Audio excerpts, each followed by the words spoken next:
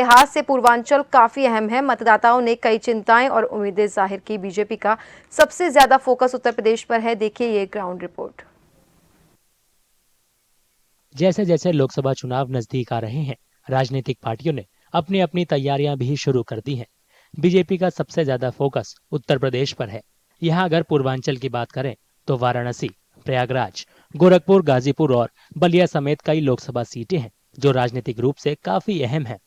2024 के लोकसभा चुनाव में भी इन तमाम निर्वाचन क्षेत्रों में मतदाताओं के लिए बेरोजगारी, महंगाई, विकास और किसान से जुड़े मुद्दे ही अहम हैं। हमारे यहाँ बेरोजगारी चरम सीमा पर बढ़ती जा रही है। महंगाई में सरकार का कोई लगाम नहीं है। आने वाले समय में हम डिग्री क्यों लें या फिर हम पढ़ाई क्यों करें, ये हम डिसाइड नहीं कर पा रहे हैं युवा। हम सभी युवा यह चाहते हैं कि सरकार हमारे पर भी थोड़ा ध्यान दे। 2024 में सबसे ज़्यादा जो प्रभावी मुद्दा है वो बेरोजगारी का है। जनता परेशान है, इसलिए सबसे इस देश में महत्व मुद्दा बेरोजगारी है। किसी को रोजगार नहीं मिल रहा है, व्यापारी भी परेशान है, किसान भी परेशान है।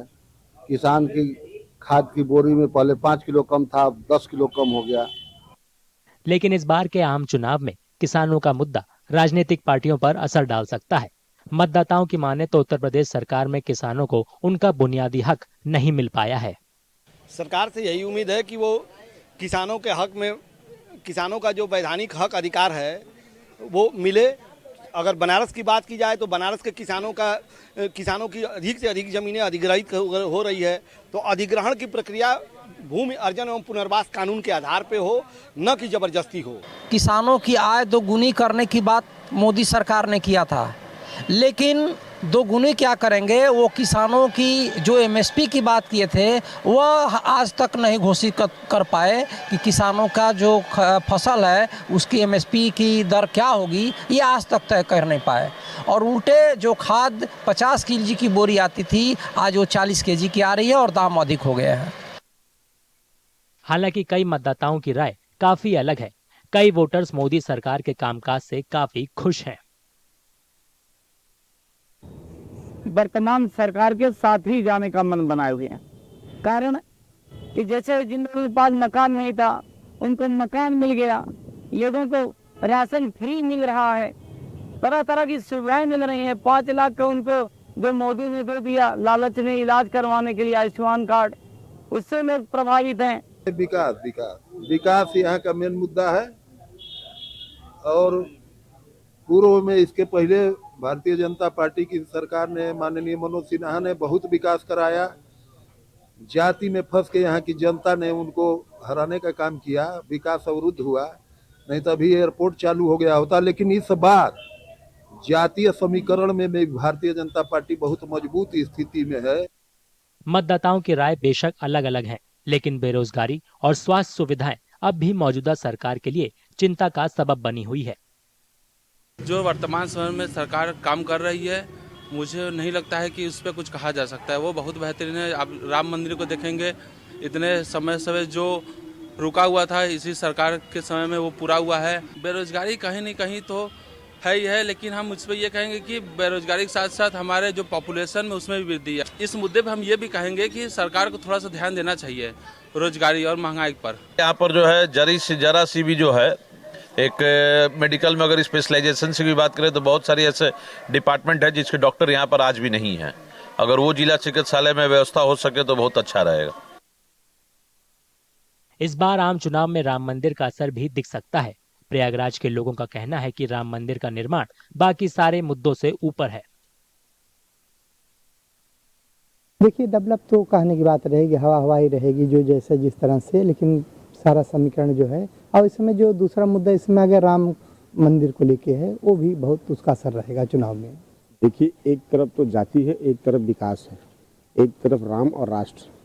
तो हम तो जाति के साथ नहीं है, हम तो राम और राष्ट्र के साथ हैं। प्रयागराज के लोगों की माने तो राज्य में अपराध के मामलों में पहले से कमी आई है। इसके लिए वो प्रदेश की योगी सरकार की सराहना भी कर रहे हैं। क्राइम कंट्रोल जो कि प्रशासन कर ही रही है, हमारे योगी जी के नेतृत्व में बहुत अच्छा काम चल रहा है क्राइम को लेके। तो दूसरा मुद्दा यही है वैसे भी कि आगे भी ऐसे ही चलता रहे। एक तो अपराधियों पर अंकुश लगाना, दूसरा विकास का मुद्दा। तो इसमें जाति समीकरण से हट करके मतदाता और आम जनता अपने सुख सुविधा और सुरक्षा को लेकर के प्राथमिकता देंगे। पिछले 5 सालों में उत्तर प्रदेश में डबल इंजन की सरकार के कामकाज से प्रदेश के लोग काफी खुश हैं। इंफ्रास्ट्रक्चर में आए सुधार ने लोगों को काफी प्रभावित किया है। 5 साल के कार्यकाल में शुरू में तो 1-2 साल अच्छा काम नहीं हुआ, लेकिन उसके बाद से काफी ग्रो कर रहा है बलिया। इस समय जो 4 लेन की सड़क भी फेफना से लेकर के और बैरिया तक की पास हो गई है, बीच की सड़क का 4 लेन बन ही रहा है। हमारा रेलवे स्टेशन सबसे मॉडल रेलवे स्टेशन बन रहा है।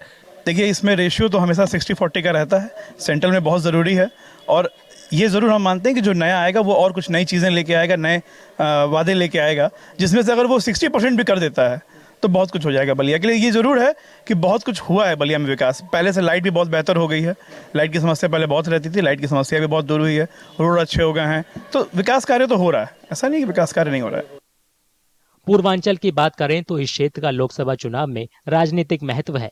बीजेपी के लिए पूर्वांचल इसलिए भी खास है क्योंकि यहां से देश के प्रधानमंत्री नरेंद्र मोदी और मुख्यमंत्री योगी आदित्यनाथ दोनों ही आते हैं। राजनीतिक विशेषज्ञों की माने तो बीजेपी इस बार भी विरोधियों पर पैठ बनाने की कोशिश कर रही है। 2019 के लोकसभा चुनावों पर नजर डालें तो पूर्वांचल के 21 जिलों की 26 सीटों पर बीजेपी को 2014 के मुकाबले 4 सीटों का घाटा हुआ था और 19 सीट पर जीत दर्ज की थी। यही वजह है कि बीजेपी लोकसभा चुनाव का लक्ष्य पूरा करने के लिए पूर्वांचल में खुद को मजबूत करने में जुटी है।